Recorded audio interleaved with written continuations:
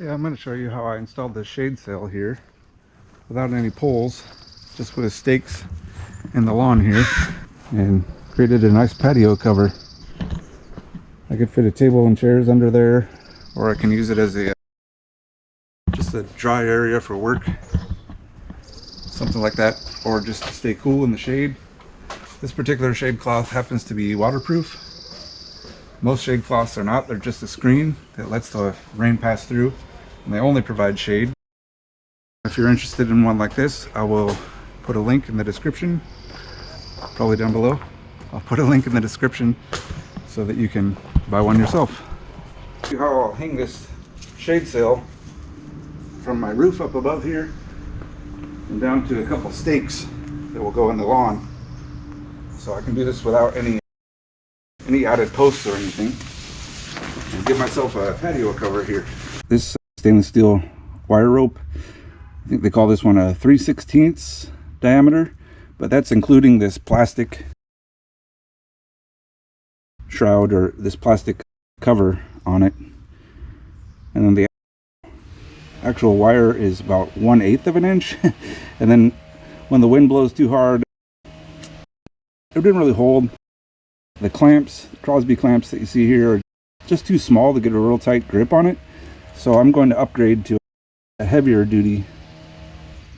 So I think this is, I said 3/16, including the plastic cover. So that cable is actually about 1/8 and stainless steel. And they also, that's what I bought on the internet. But so I bought some that's 3/16. Actually the steel, and you can see the clamps are much bigger. It's just much more heavy duty. The Crosby clamps, I'll show you side by side how this stuff looks. Let's compare a piece. Yeah, here we go. So this is supposedly 3/16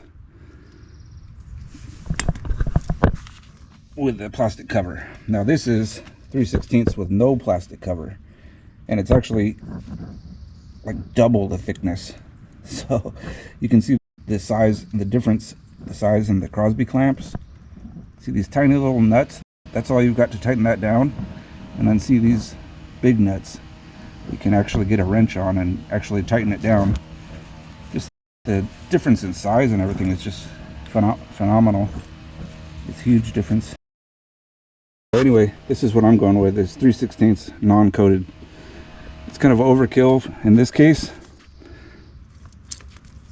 but what I put on there last time was undersized, so I'd rather have it be too strong. All right, so I have two of these made up of equal length. It'll go on either end there.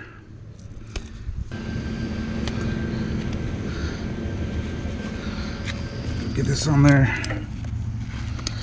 The loop. There we go.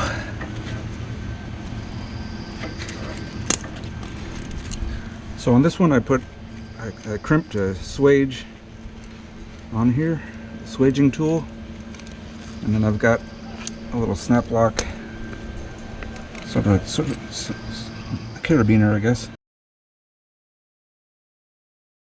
So let's see. Put these Crosby clamps on.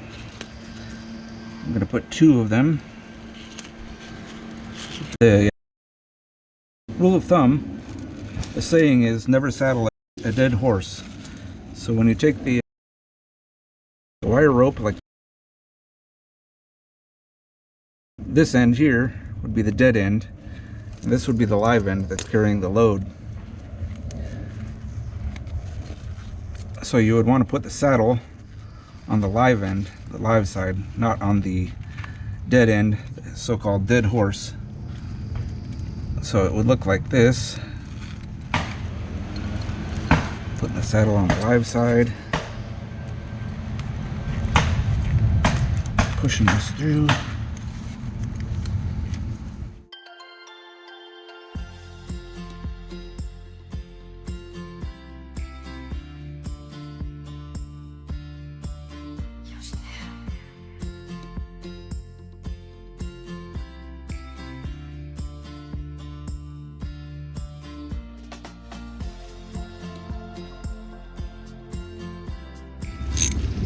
Nice and snug.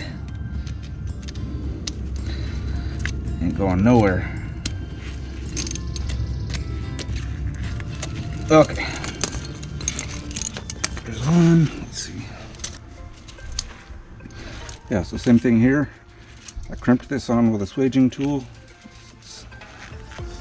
But in order to make it more easily removable, I want to use Crosby clamps on the other end. So I can remove and reuse this. So first thing, I'll wrap it around my loop.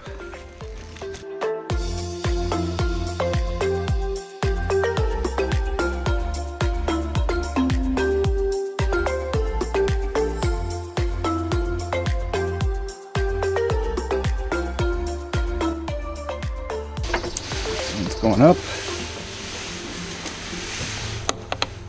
Put that on. Yeah, so what I've tried to do is measure it so that each of these are equal, and so that when I pull, it'll come out below this fascia, but the curve won't come out past there. Actually, I need to remove that little piece. I'll put them out here. Just for temporary.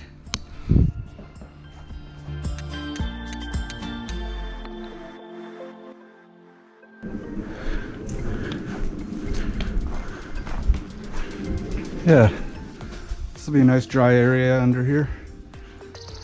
All right, so I've got these auger kind of screw stakes here that go in the ground, screw in like so, but I kind of want to place them so that they're at a diagonal. So I'm looking up there where that hook is, there, that corner of the sail and this corner of the sail, and then drawing a line right through. So I think I'm going out this area here. I think I want to come a little bit further so that I'm lined up there.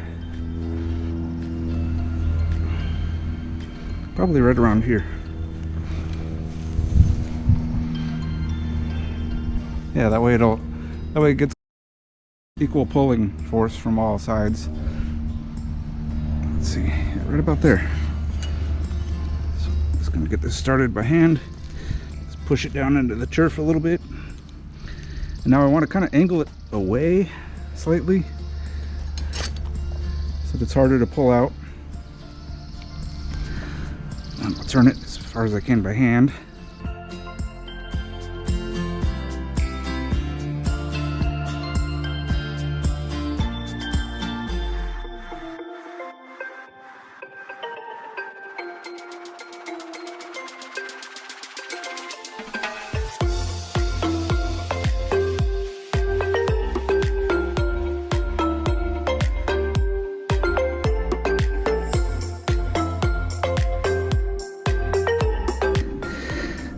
Go.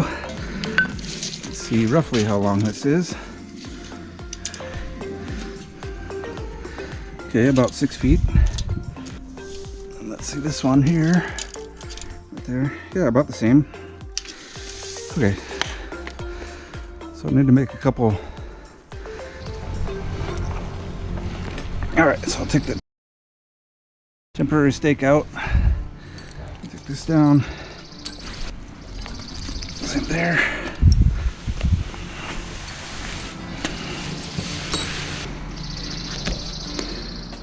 So I measured 6 feet, less the length of a turnbuckle is about 1 foot in this case, which would gives me, I need about a finished length of 5 feet or so. Cable, a loop on each end, and so on, and some extra for adjusting. So I'm actually going to make it 7 feet. So I'm going to cut this at.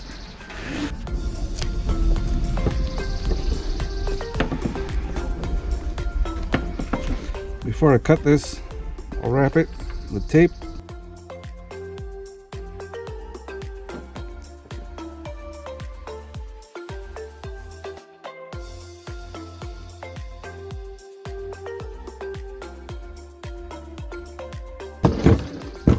In between the pieces of tape.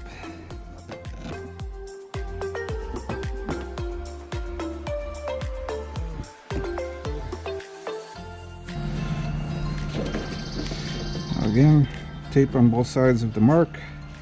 Before I cut it, it's a lot easier. That's when all the strands are nice and tight.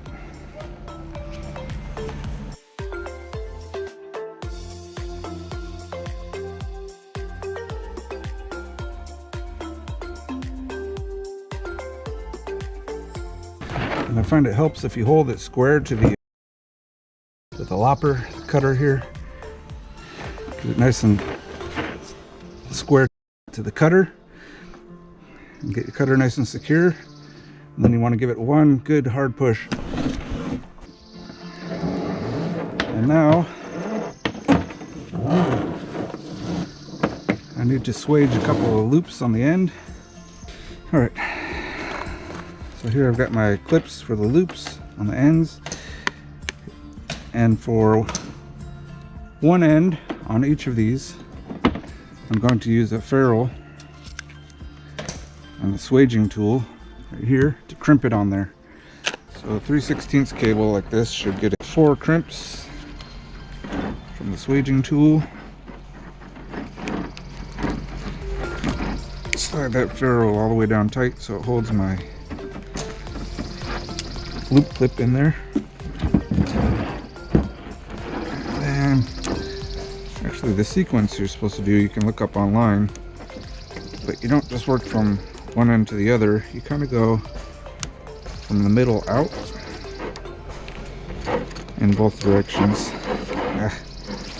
So you don't go right in the center because you want to get 4 swages on this size 3/16. So I basically put it in the second position first. And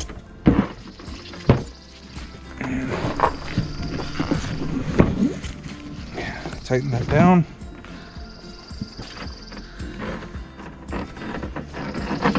Tighten that down. That one easier than the one in the middle.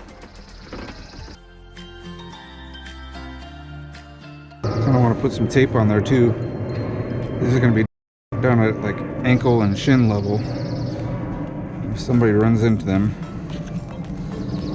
it's not going to be nice. Or if they get frayed or whatever. Let's take care of this. There we go. I got my 2 pieces here. Yeah, I think I'm going to put this and this here, and then I'm gonna go Crosby clamp it down. Alright, so I've got my loop clipped right there.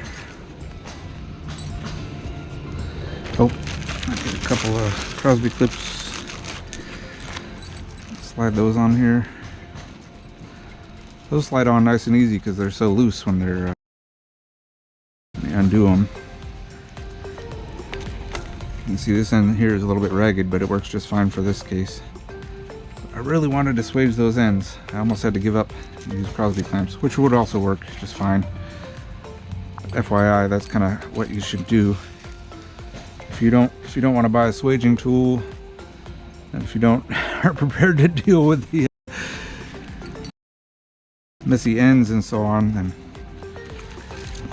so let's see. Don't put a saddle on a dead horse. I'm not putting the saddle on the dead end there. The saddle being the little U-bolt part of the Crosby clamp here.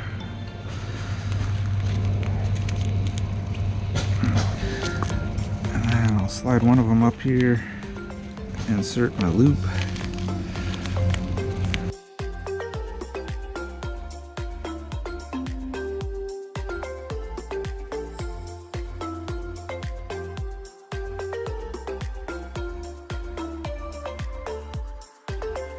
There we go.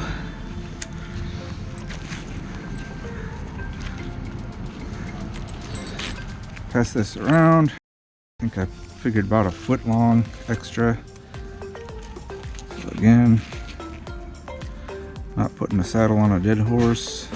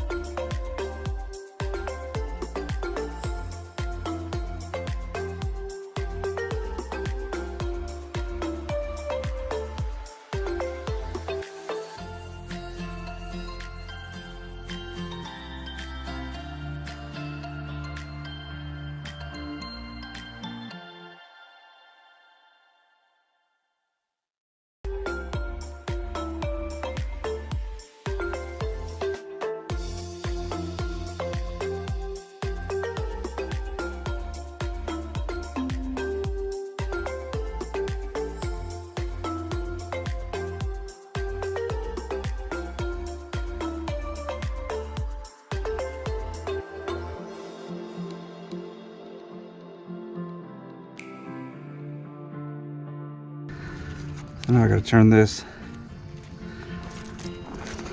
a bit tighter. I don't want to just spin it because then that'll just twist my wire rope there. Oops, did it go the right way?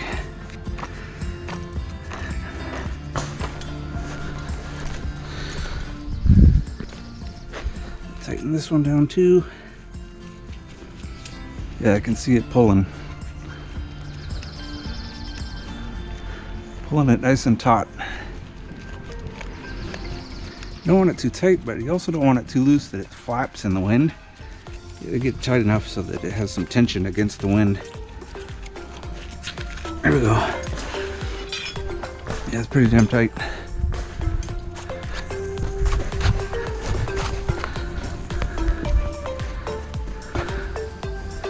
Awesome.